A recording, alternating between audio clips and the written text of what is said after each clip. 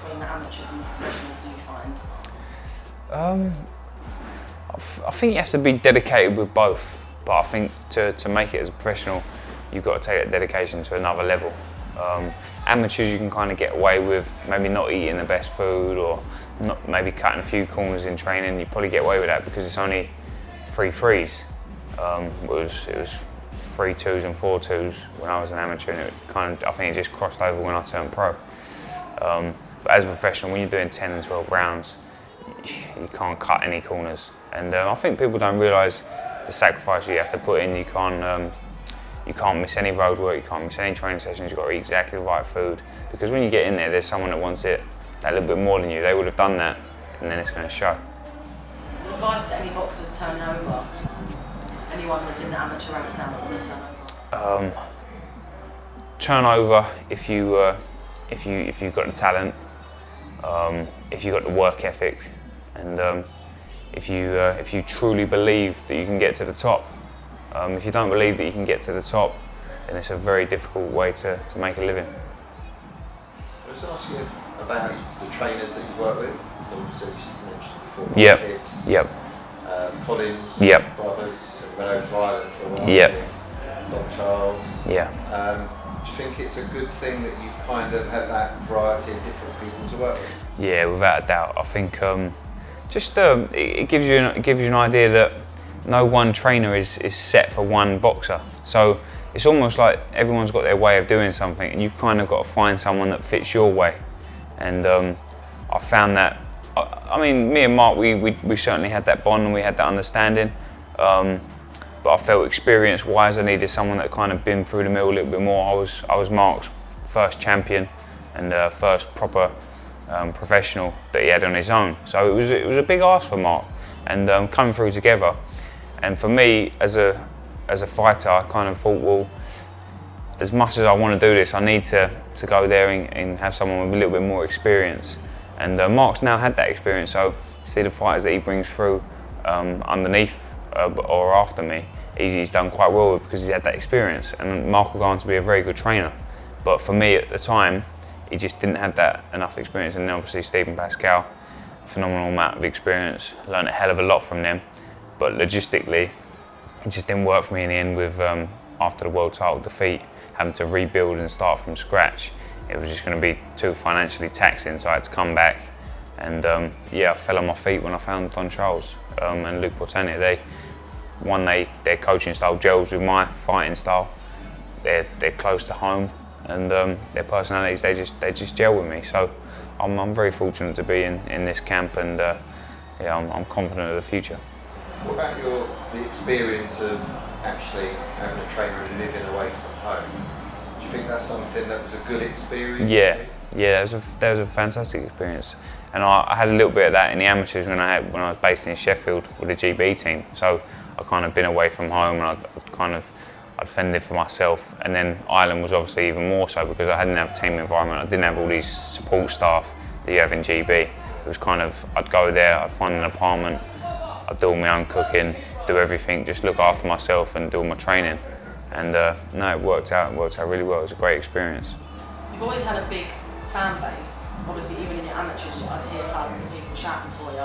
And what is that pressure like that your name holds now, especially now you're well known?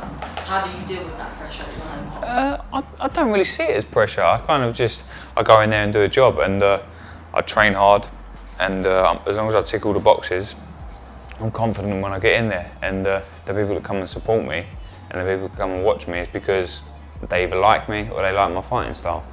Or maybe they don't like me and they want to see me get beat, but either way, they're paying their money to see me. So I'll go in there and I'll do all the work I can outside of the gym, in the gym. And then when I come there, I can be confident that I'm giving everything. And therefore, those people that are paying their hard-earned money, well, they're going to see the best of me. And I'll always try and bring the best fight I can. So that's kind of, I want to give value for money. And I think people see that and they respect that. Just before you came on camera, giving us a bit of good advice for young boxers. Yeah. What was that you were saying? I was saying be contactable, be reachable. So a lot of, so for an example for that would be, don't change your mobile number. A lot of fighters, they have different numbers all the time. You can't get in contact, so you might even miss out on like sparring opportunities. But yeah, certainly for selling tickets, my number hasn't changed since I was 14 years old in the last year of secondary school when I got my mobile phone. So anyone that's ever met me and took my number, I'm on the same number. So if ever they see me on the TV, oh, I remember Frank Buglioni from secondary school or from uni or from wherever, I'll send them a message, I'll get back to them. And then if they want to come to the fight, they can reach me and get tickets from me. So it's kind of, I've picked up all these people that you may have missed by not having the right number. And everyone makes connections every day. So if you, yeah, exactly, being reachable, being contactable is a massive asset. You've obviously got a great CV so far, including in the amateurs. What is your hardest fight to date, would you say? Probably Fedor Chudinov. He was very good, and I didn't have that world level experience, which I think off the back of it I certainly got, and that's kind of what got me through the Burton fight. So I knew that I'd been through the mill. I've tasted how hurt you can be, and I still come back for more. So I knew that I can't be hurt really. I mean, yeah, sure I can be knocked out, and sure I can be hurt in that sense, but you can throw punches at me all day, and if you ain't knocking me down, I'm coming back for you. Is that the most important thing that fight taught you? Yeah, I mean, I went into that fight with a couple of injuries, and certain injuries that other fighters I know that have pulled out of fights from. So I know that pain isn't really a deciding factor when it comes to fighting for me. Was that the fight that made you switch and know that your weight was too low? That was another thing, yeah. Certainly knew that I wasn't carrying the power and the strength and the fitness and the stamina that I had in training camp into the fights with me, and that was only for one reason, that was cutting too much weight. So when I was training at 12.10, I was coming and making 12, and then I was only going back up to about 12.5, 12.6. I kind of knew that extra 4 or 5 pounds that I couldn't put back on, that was killing me. Whereas now, light heavyweight, I'm putting a stone and a half back on quite comfortable. Did you decide that? Yeah, I decided that was my own. And my dad was he was obviously looking at the world scene. He said, well, light heavyweight's very difficult at the moment. Super middleweight wide open. I said, you know what? I don't care. I said, I'd rather be the best I can be and see what I can do, rather than being like a 50 or 60% of Frank Buglioni fighting these guys that I know that I probably could beat.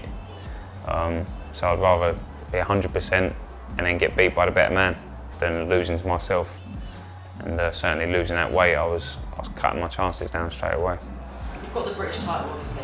Is it a dream or a desire of yours to keep that, to win it out? Yeah, I'll win that outright, definitely. I've got Callum Johnson as my mandatory, and then I'll get another voluntary after that. So yeah, I mean, I won't say too much because I'm focusing on Callum Johnson. I won't say about all the other fighters that I'll probably potentially be looking at for voluntaries, because I don't like to take one off the ball. But yeah, there's some big fights that potentially could be voluntaries as well that I'm confident of winning.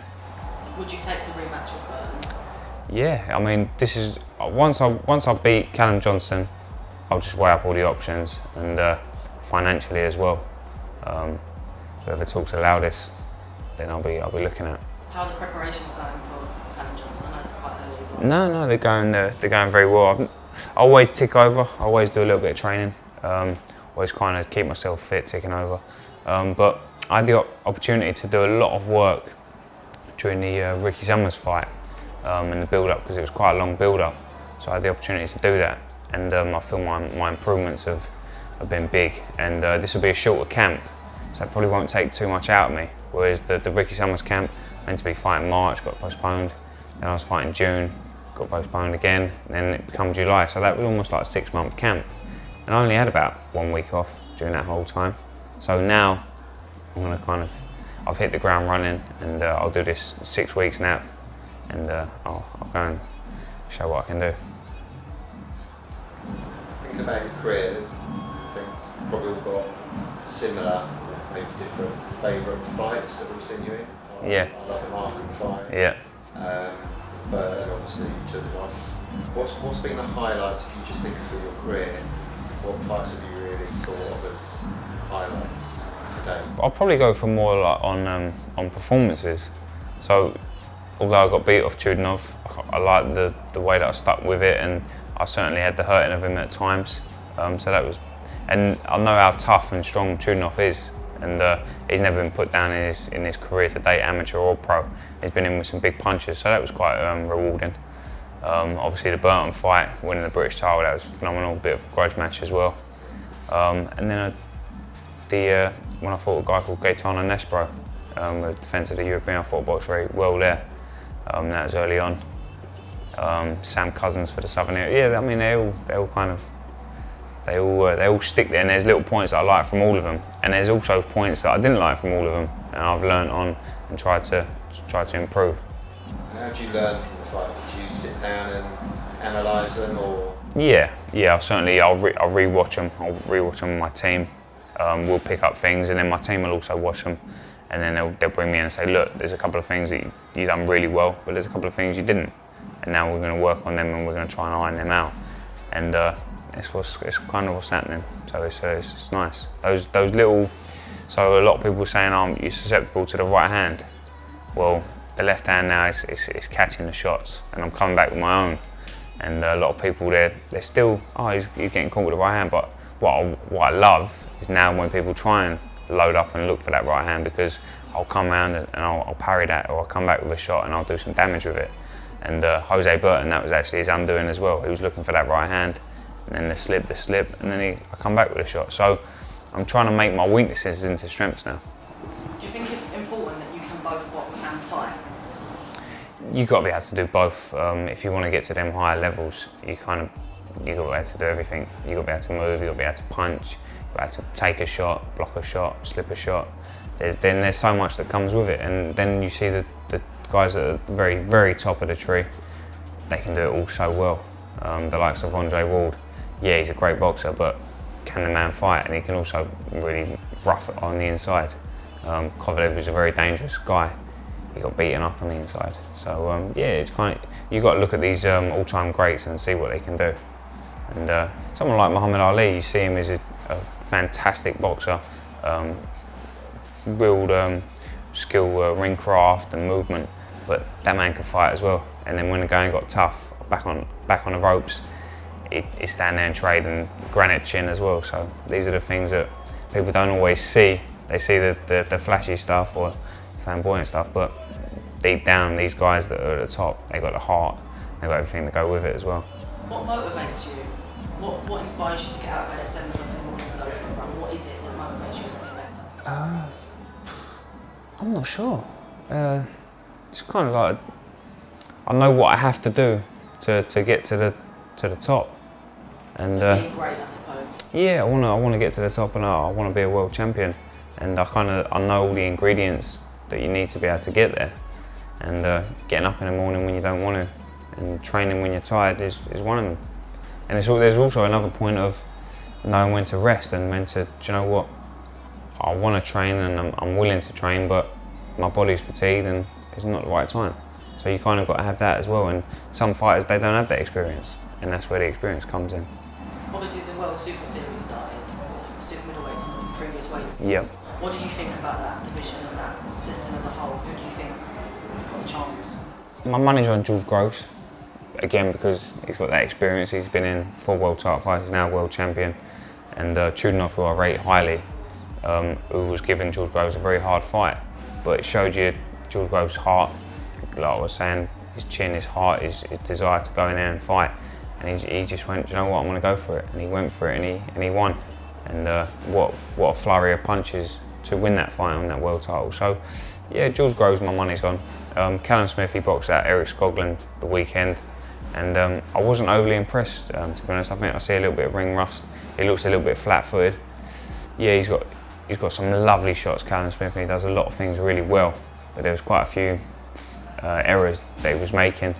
And in my opinion, Gallagher gets his fighters to a certain level and then he doesn't take them any further. Yes, a lot of his fighters are my opponents and my adversaries, so I'm not his greatest fan. And you can say what I say with a pinch of salt, but in my opinion, Gallagher takes his fighters to a certain level and no further. his recent going on to Gallagher, his recent comments saying that you're completely out of order with your trash talk and that Callum's going to knock you out. Can we get an opinion? He's got a short-term memory. This is the same guy that's saying that I've got trash talk. When I was a kid and I was in the GB squad, he was doing videos on why I was in the GB squad and why I shouldn't be there. I was an amateur. We wasn't getting paid, and he was doing public interviews, and he had obviously a lot of following and backing, trying to get me out of the squad. Anyway, I fought Jose Burton in the amateurs in a box offs, and I smashed him to pieces. And Joe Gallagher didn't have the balls or the humility to come and congratulate me, whereas Jose Burton and his family, they come up and say, "You're a better man, well done." So I've always got respect for Jose Burton. I've always got respect for his family because they had the humility to do that. And then when you obviously we fought again in the pros, a lot of animosity come out. But again afterwards, we shook hands. But Gallagher, he didn't want to shake hands, and he didn't come and congratulate me. So that kind of shows you the man he is. So yeah, I've got no time for Joe Gallagher. He's done well with his fighters. He got them to a point, but he can't get them any further. When they get to a certain level, there's guys that always kind of pip them at the post. So yeah, you can certainly get them to that British and that world level. But when you're talking elite level, Joe Gallagher is not elite. Let's ask you a bit of a random question. So when everyone turns pro, you ask them where do you want to, everyone wants to be a world champion. Yep. And when you turn pro, it must feel like a million miles away. And does it feel like that, or are you sort of? It's the other way actually. Yeah, because you turn pro. So for a lot of fighters, they turn pro. They've been in their GB setup, or they've done well as an amateur, and they've knocked people out. And I was knocking people out left, right, and centre as an amateur. And when I turned pro, I got to a stage I was winning all my fights, and then just before the Kaminsky fight, I thought, you know what, I'm not that far off now. And then when I suffered the defeat, and I kind of see, and then I tested myself in different sparring, I thought, nah, I need time and I need experience. So when they first turn pro, a lot of fighters, if they're a little bit naive, which is understandable, they don't know, they think, oh, I'm going to be world champion, it's not going to be that hard. And they see other fighters do it and they think, I want to be there. But it's the opposite. You need that time, unless you're like a Lomachenko or a Rigondo, a double Olympic champion, untouchable. It's not going to be easy. And for them guys, it's not. They make it look easy because they train really hard and they've got natural talent. But a lot of guys that are turning pro, they think they're going to walk through the British title. I'll give you an example, and I like this kid, a fella called Jake Ball. He'd done an interview before me and Jose Burton fight, saying that he wanted to fight the winner. He thought it was going to be Jose Burton. He thought he'd then go and beat Jose Burton quite comfortably. His next fight, he got knocked out in a round. And I've got nothing against Jake Ball because you need that aspiration, and he's a lovely fellow, and I spoke to his family. But that fight kind of woke them up and realised that, do you know what, we're not ready for this level yet. We're not ready for this, but we're going to work here. And then he's knuckled down. He's done really well in his last fight. He won an eliminator against that Joe Sheriff in a tough fight, grueling battle. And he showed he's got potential. So now he's moving on the right course. And that was just an example of my mindset. I was kind of thinking, I've done a bit of sparring with Nathan Cleverly, and I was sparring a few of the guys, I've done okay. I thought, you know what, I'm not far off. Couldn't have been further from the truth. So you need that experience, and sometimes you need a little wake-up call. Do you think there's so much pressure on the unbeaten? Do you think it's made you a better person experiencing that defeat? Do you think it will make people better? Yeah, I think you need to have the right team and the right people around you when you do get beat, and you certainly find out who the right people are very quickly. Because when you get beat, the people that aren't close to you, boom, they're gone. And the people that really want you to do well, they come closer, and that's great. And I've had that twice. So I've whittled out the guys that don't care about me, they're gone. So now I've got a very close-knit team, and yeah, I think it's a good thing. And in terms of the unbeaten record, if you win a world championship and you've been beat 10 times, no one's really going to remember that. They're just going to remember you're being a world champion. So yeah, as long as you take the right fights at the right times, and you get beat and it's a close fight, then so be it.